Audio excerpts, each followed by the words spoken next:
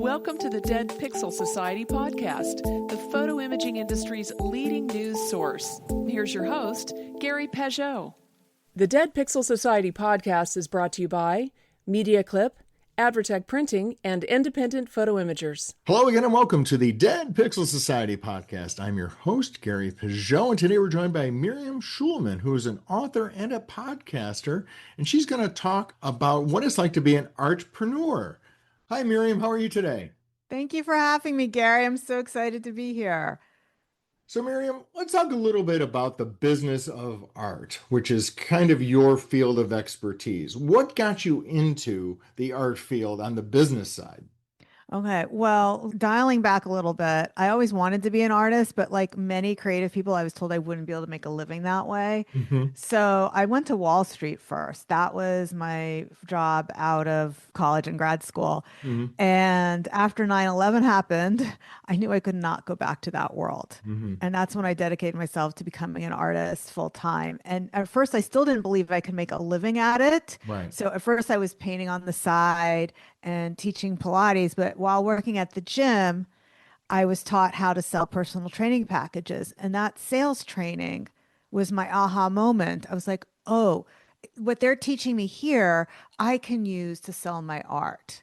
And now, 25 years later, that is how I help artists, is because I'm teaching them how to use these same business principles that everybody uses, but to use it for their art. And as we were saying before we hit record, it's like, that's why what we're talking about, it doesn't matter if you're a photographer, if you are an app developer, if you are a camera store, equipment seller, a printer, whatever it is, we all have to follow the same business rules that apply to everything in order to thrive. But there's always those people who think they're the exception. Oh, yes. Everyone thinks they're a unicorn, and this won't work for me because. Right. And so how do you Yeah, deal right. with that, right? When you're talking to people, let's say you're working with an artist and they're doing calligraphy or something like that. And this won't work for me because. Yes, exactly. Yes. Okay. So everyone thinks they're the exception, and it's not just artists who think that way. That is simply because our brains have evolved for survival, not goal achievement. Okay. So whenever we feel anything that makes us feel uncomfortable because it's going to be different or scary or risky, which a lot of business is by nature, we're taking risks to do things. Whenever we feel uncomfortable, our brains are going to come up with all kinds of reasons why that's a terrible idea. Right. A terrible idea, because our brain just wants to keep us safe in the cave. Right. Safe in there. So the smarter you are, and the more creative you are, the better you're going to be at coming up with those stories about why it's a terrible idea and you should never do it. So you can be the more creative you are is more like how you're going to be your own worst enemy. That's correct. And notice, Gary, I did not say excuses. Right. Because it does not feel like an excuse to you. It does not feel like an excuse to the person who is believing their own stories. It feels real. It's like, no, Gary, let me tell you, you don't understand. In my town, this is the way it works. Right. Right. So step one, you're talking to an artist who's come up with you that. I mean, how do you break it to them without crushing their creative spirit, which is kind of what the product is, right? Or their reason for being in business, they want to share their creative vision. And yet, on the other hand, you're saying, well, you need to follow these kind of steps. Yeah. The hardest thing for many business owners to get over is that cheaper is not easier to sell. Right. So, and we were talking about this before. It's like, not only can you not compete on price, but it's not easier to sell something cheaper either, because customers are really looking for something that's reassuringly expensive. Is that a concept you've talked about on this podcast? Not recently, no. I want to hear more. Okay, so Gary, if I were gonna, I do like a lot of men like watches. Do you like watches? I just have an Apple Watch. I'm pretty boring when it comes to accessorizing. Okay. Well, if you're talking about something like a Rolex, if I were to try to sell you a Rolex, or if I were to go on eBay and try to sell a Rolex for $47, right, I wouldn't be able to do it. Right. Right. Yeah. And if I was going to ask $400 for that same Rolex, I probably wouldn't be able to sell it for $400 either. Right. It's actually easier to sell it for $4,000 or $5,000. Right. than it is for $400 or $47. Hmm. And that's because people are looking for something that's reassuringly expensive. Now, someone listening who is not a Rolex buyer, I'm not a Rolex buyer either. I actually have nothing on my wrists right now. You have to think about where in your life are you also not price sensitive? Right. So, do you hire the cheapest vet? Right. No. The Right. cheapest babysitter? No. Right. The cheapest doctor? No. Hmm. You need heart surgery. You're not going to go look for someone who can do it for less money. Bob's Discount Heart Surgery. That's right. Okay. So there's definitely buy-in. And I have clients who say, well, Miriam, but I live in Missouri. I was like, yeah, okay. Hmm. It still works for you. And Yeah. so like my client who lives in St. Louis, he was asking 3,500. He raised his prices to 5,000 and people kept buying. In fact, it was easier for him to sell at the higher price. But you also have to kind of know who your customer is in the sense that you realize you're not trying to reach everyone, right? And not everyone is a Correct. Rolex buyer. Correct. However, when you're in business, Mhm. it's the hardest thing to do is to go after the Walmart customer Exactly. because every business who tries to do that is going to be replaced by somebody else. Right. And you can communicate that you're not that person by your pricing. Hmm. Yeah, because there's, the transactional sort of sales, and That's then right. the And other, not acting transactional. Not only is it the price that you choose, but when you bring that into the conversation. right. So you walk into Walmart, the registers are right there, right in front of you, because they're letting you know this is the most important thing to you is how Right. much it costs, right? Right, exactly. Right. But if I were selling a high-end photography package, that should be the last thing that I'm discussing with my customer. The last thing. Right. And you should have convinced them of the value of the service before they even did that. And it's more than that, Gary. So, and again, this goes for anyone selling anything high end, whether it's a new piece of camera equipment Mm-hmm. or a photography package, or if you're a printer and you're selling a print package to an artist. It's not just the value of you, Gary. It's not just the value of your service. Mm-hmm. But this is where, and I talk about this in my book, Artpreneur, it's the belief triad. So the Mm-hmm. belief triad is belief in yourself, belief in your product. Yes, we've heard all of that, but you also have to believe in your buyer. So Mm-hmm. what does that mean? That means if I'm considering spending $5,000 on something, Right. I'm just trying to decide if I'm worth it. Okay. And if you're only focusing on you yourself, Gary, about whether you're worth it, whether your service is worth it, but you're not focusing on if the customer is worth this service. Mm-hmm. And that's what's going through their mind. Am I worth investing in this thing that I desperately want? Right. Am I worth it? You Right. might lose them. So, for example, going with your camera example, if someone's Okay. selling a $2,000 compact, high-end compact digital camera, Yeah. you have to tell them you're going to take pictures worthy of that camera. Exactly. It's not just can the camera do XYZ? Right. It's is my talent worth investing in this thing in? Mm-hmm. And that's part of what you have to focus the conversation Mm-hmm. on. So you might ask them, where are you going to be taking these pictures? Oh, you're going to, I don't know, I'm making stuff up on The the spot. Galapagos. Right. Wow, you're gonna be amazed by the sea turtle picture. I had a client who, went on a safari and he was so happy that he had the camera that was able to do XYZ because he was able to capture this Mm-hmm. one shot that he would have missed. So take them to that place where you're future pacing them into already owning what you're selling, and they're Mm-hmm. imagining that experience of them having it. Mm-hmm. So, when you're positioning yourself with these kind of buyers, right, what are some of the things you need to focus on your message for? Yes. So that's such a great question because as we said, if you're not focused on the price and you're not focused on the features, what are you really focused on? Mm-hmm. People are buying meaning. Mm-hmm. They're buying on what this thing means to them. And that is what you need to focus on. Now, what I see so many business owners do wrong, especially artists, is okay, forget about the price. but they're focusing on the features, the benefits. Right. And people say, wait, Miriam, aren't you supposed to focus on that? Yes and no, because really, like I said, it's the destination that people want. It's Right. the meaning that people want. So it's kind of like if you were trying to sell me a trip to Hawaii and you were telling me, well, the plane has 200 seats. Right. No, I don't care about that. But that's exactly what people do when they say, well, it can do, it has these f stops and it has this thing and it has this much memory. That's describing the plane. You Right. can't describe the plane. You have to describe the destination. And it's not like, oh, this hotel has a bar that's open till this time. That's a feature. Like, how much fun are you going to have? What's the temperature going to be like? What kind Because of relationships will you develop while you're there? right. Like, You're going what with is your the spouse or a experience going to be like for me? That future pace them enjoying what the destination. It doesn't matter what the plane is. Mhm.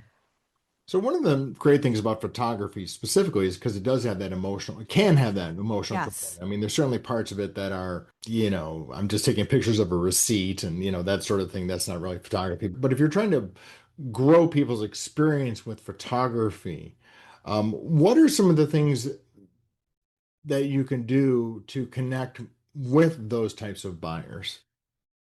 Okay, so now it's going to depend on really understanding who your buyer is. Mhm. What is it that they want to use it for? Are they a portrait photographer? Are Mhm. they taking pictures of their family? Are they a travel buff? Is that what's most important to them? So understanding their values Mhm.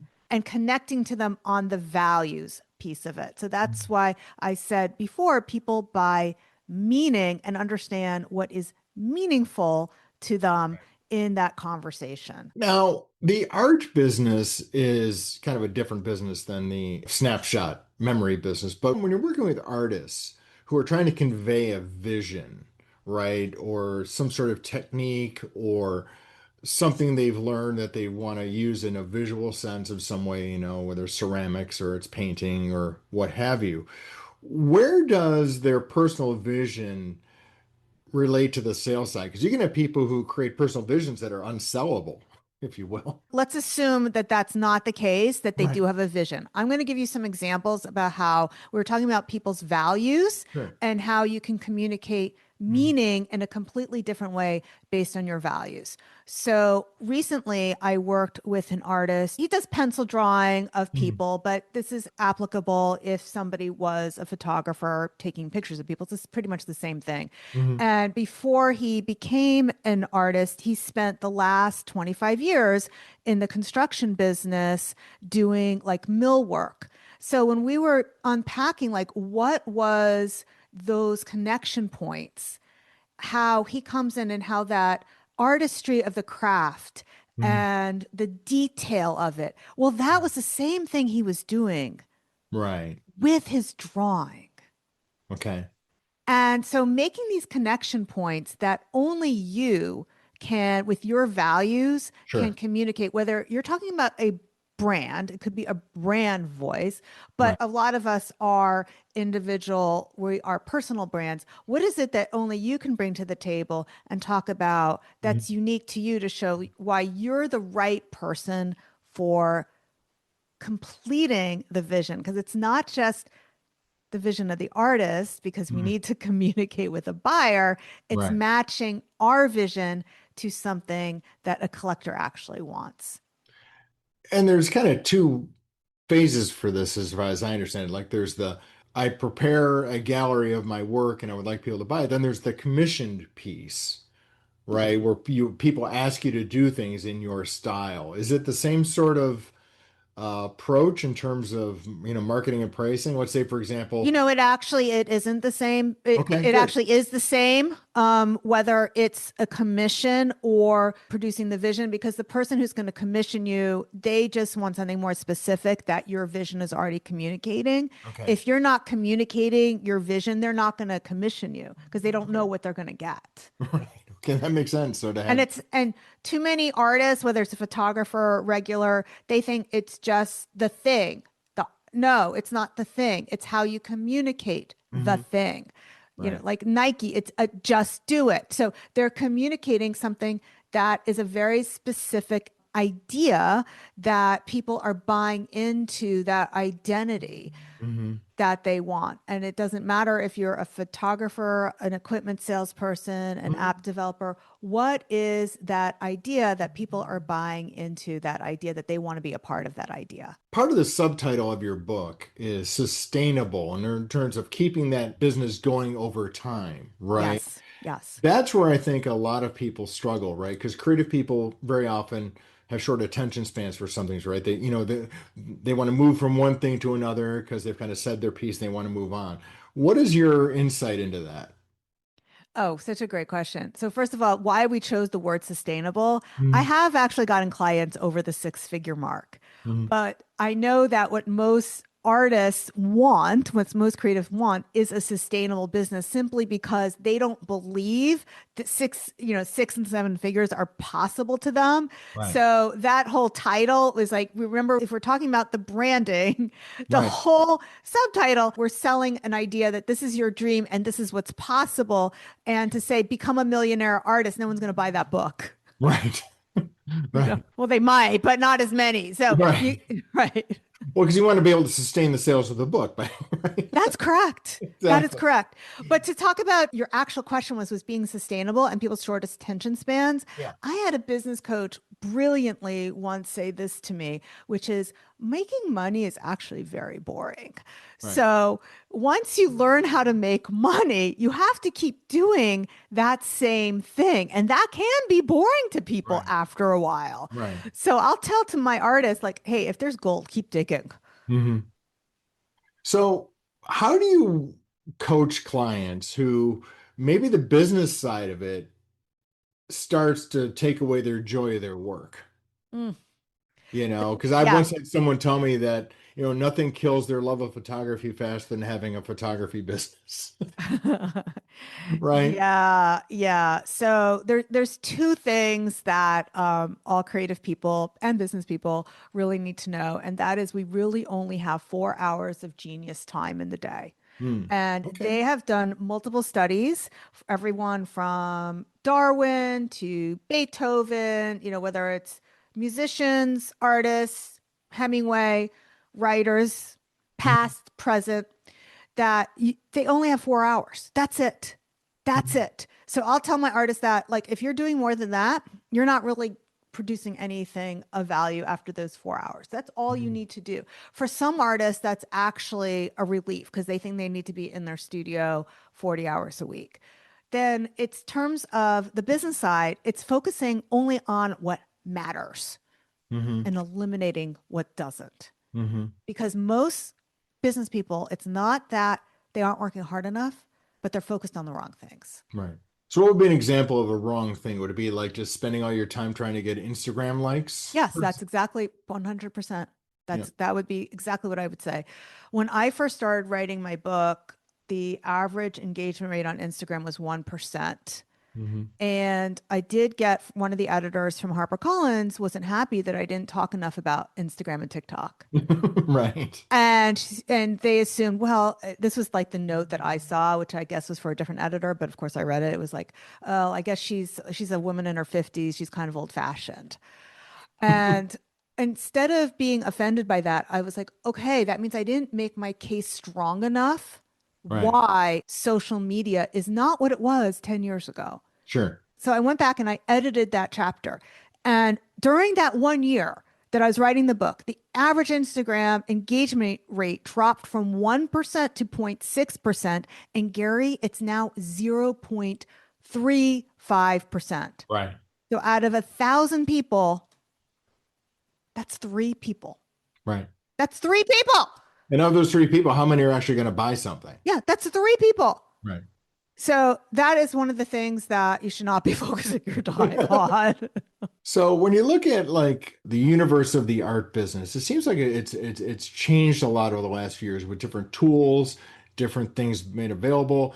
You're hearing a lot of things about AI right now killing the Yeah. art business, but I think it's actually going to make real art more valuable. What do you think about that? I think you're right. The listeners couldn't see my eye roll when you when you actually set me up for that.